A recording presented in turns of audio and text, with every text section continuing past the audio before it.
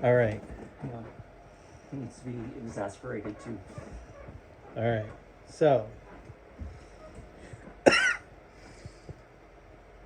best restaurants rated by Disney: overall atmosphere, characters or no characters, guest experience, and the most rated for food quality and everything.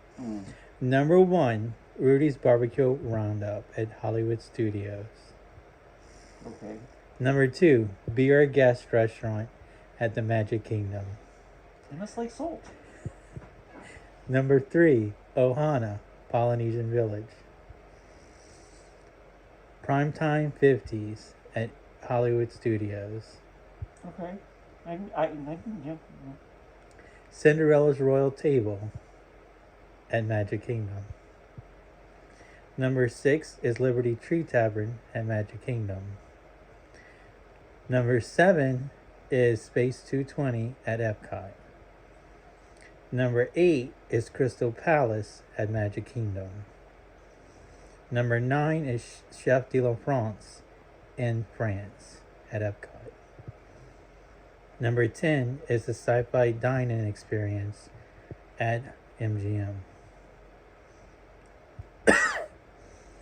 So that's Hollywood Studios has 3, Epcot has 2, Magic Kingdom has 4, Animal Kingdom has nothing, Disney Springs has nothing, and hotels had 1. I don't know who they're getting to answer these questions, but okay. What is your number 1 must do and want to do again for 2024? Be Our Guest, the Plaza, Tony's, the Skipper's Cantina, Crystal Palace, Liberty Tree Tavern.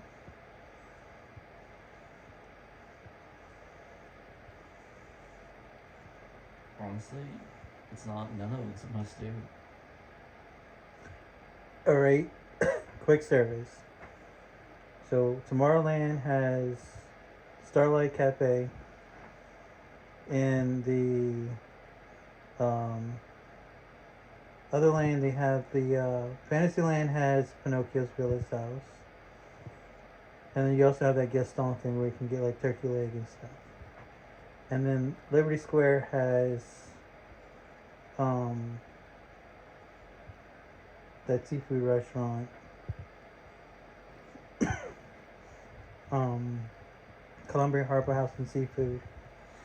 Then you have Pecos Bill in Frontierland. Out of all that for 2024, what would be the one that you want to go to again? Pecos. Okay. And then the one in the seafood. Columbia Harbor House and yeah, Seafood. That's for me. Yeah, that one's nice too. That's for me. Okay, so at Hollywood Studios, you have the Brown Derby, Hollywood and Vine, Play and Dine with Mickey, Minnie, Donna, Pluto, and Goofy. You have Mama Melrose, Primetime's 50, Sci-Fi, Move-In, Drive-In Theater, and the Brown Derby, Hollywood Brown Derby. Your number 1 must do in 2024. Hollywood and Vine is the top. Okay. And then after that would be Sci-Fi. Okay. And then Prime Time. Okay. Brown Derby's good for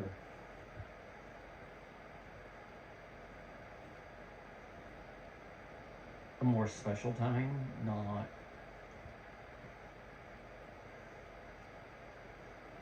not just an everyday thing. Right. Okay. Now we're talking about quick service. So we have the restaurant in I guess it's called Muppets, but it's Rizzo Pizza. We have the quick service restaurant in Star Wars Land. I call it Dockhorn 7, but I don't think it's right. Which is the restaurant right there by the Yeah, I Millennium know what you're Falcon. talking about. You also have. That's it. Woody's Roundup, but we're not discussing that. Yeah, well, I mean, we also do the backlot thing, Oh, the backlight one, yeah. which is nice. I like the backlot, and then the one in Batu. Okay. But I think I like backlot better. The atmosphere, I love Rizzo's pizzas. But I did not care for the pizza. The atmosphere, the Oh, quality. it's very, very cute, but they screwed up the order. Which, I mean, I know that's not an everyday thing. You know, I mean, I can't really judge them on that, but I mean, it was simple. It was more you wanted to go there because it was fun and the album covers and the banquet hall and all of that. It was very cute and very nice, but I don't know. It just the food was not all of that. Okay. But yeah, mine is the Star Wars one. Okay, so over at Animal Kingdom, you have Tiffin's, and you kind of have Yak and Yeti, but it's not a Disney-owned restaurant, and neither is the Rainforest Cafe. So, how do you like Tiffin's signature dining table service? I mean, I feel like it's more along the same lines of Brown Derby. I mean, it's nice. It's a very intimate atmosphere away from everything that is Disney and crowded and chaotic, and it's nice, relaxing, and all of that. But they change their menu far too frequently for my liking. You find a dish, and then the next time you want to go, and it's gone. But service is always top notch. I mean, so it's nice. But I feel like for us going to Animal Kingdom, it would be more we go check out the lounge side of it to get the atmosphere, but just to grab a drink or a little snacky snack. And not necessarily the sit down meal type deal thing. And then the character blah blah blah buffet. Tusker House. Tusker House. If you want to meet the characters, go to Hollywood and Vine. Much more relaxed, fun, and personalized. You don't feel rushed. They make you feel like family, from the characters themselves to the wait staff to the server, just the whole 9 yards. Much better experience. Go there. Okay, so quick service when it comes to Liberty. I mean, quick service. So you have the Flame Tree Barbecue. You have Mechasaurus. You have the Yak and Yeti quick service, which is the Asian food, and then you also have smaller booths in Africa, and then you also have the restaurant that's inside World of Pandora. What do you like, and what is a must do for 2024? I mean, yet again, it's just everything about Animal Kingdom that I go for is Pandora, and the food and the service was very, very nice. The atmosphere was lacking, I believe. Or my personal feelings on it was there was not good atmosphere theming within the restaurant itself. It just felt like a restaurant to me. I didn't feel like I was on a different planet where I was supposed to be within that whole land of Animal Kingdom of Pandora. But I would definitely eat there again. The barbecue place, it was decent, but then again, I'm not a huge barbecue person, so I mean, if we're with people and they're like, oh, I definitely want to eat there, I'll eat there, but it's not going to be one of my top choices to go to. And then the dinosaur one, Megasaurus. Megasaurus. Sorry, I cannot remember names of restaurants.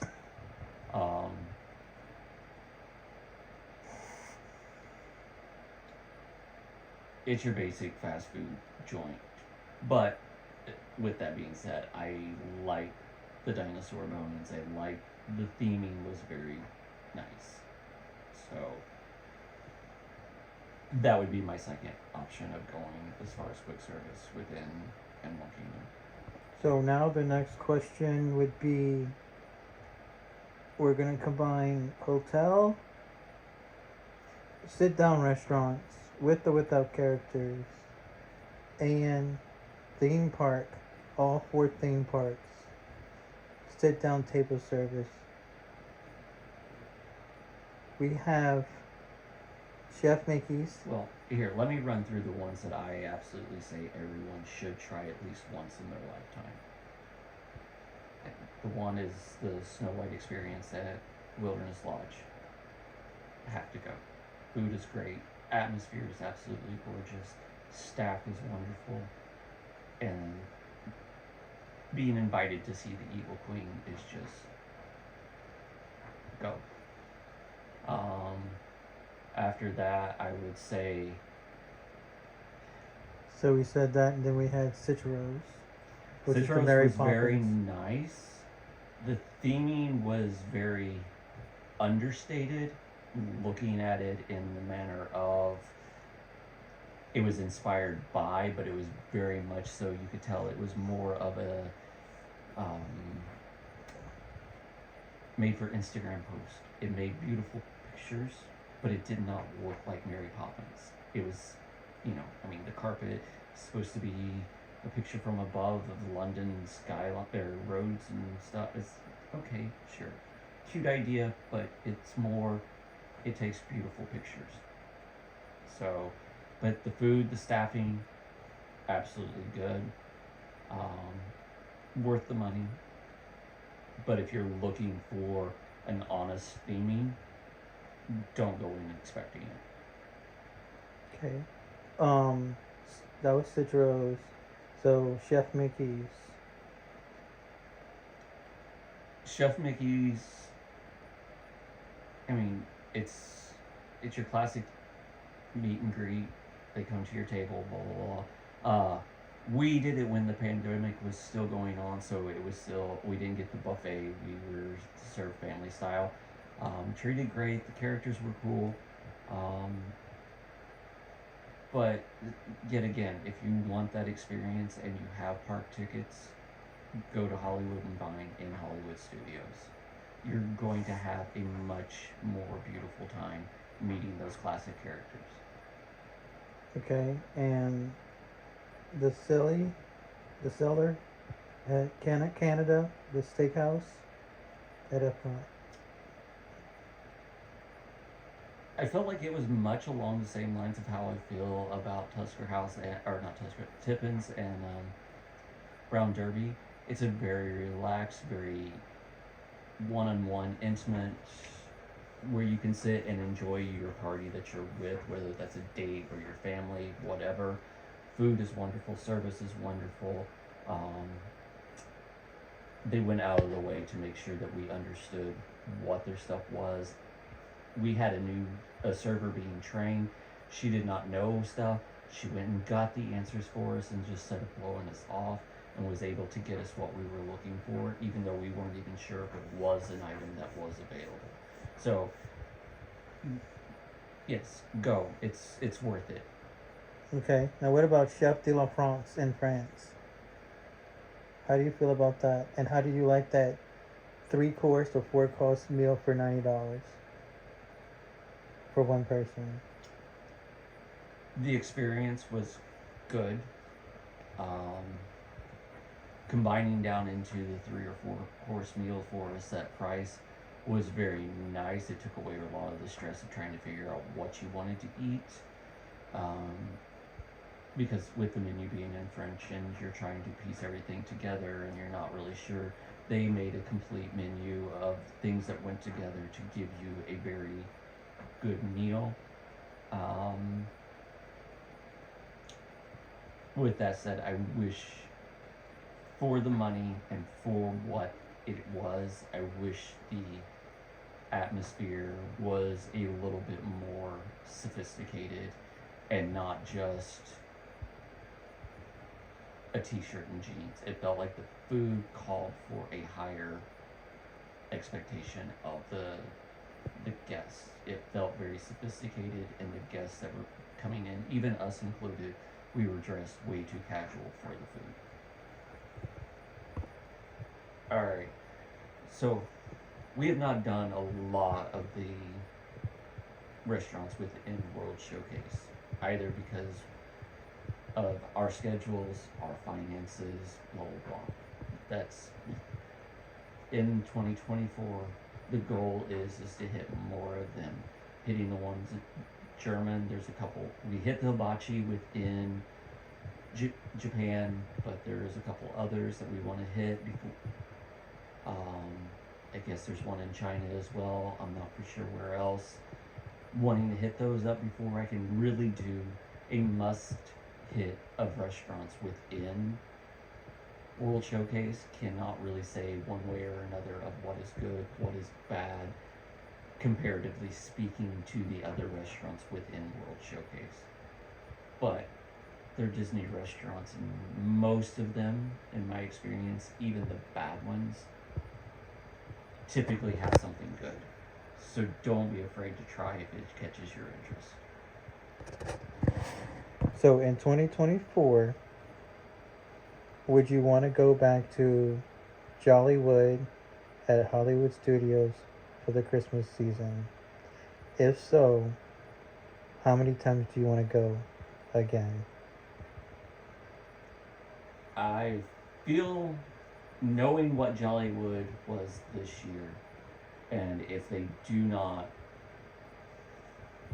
expand on what's being done, one time would be enough, but I would not be opposed to two. But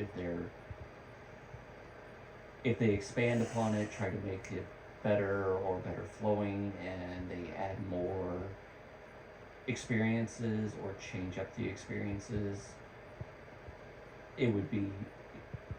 we would definitely want to go twice. But if it's the same song and dance as it was this time, I think we could hit it up in one night and have a good enjoyment and not need to pay for 2 nights. But if you say we're going 2 nights, I want to go 2 nights and I'm going to have a blast.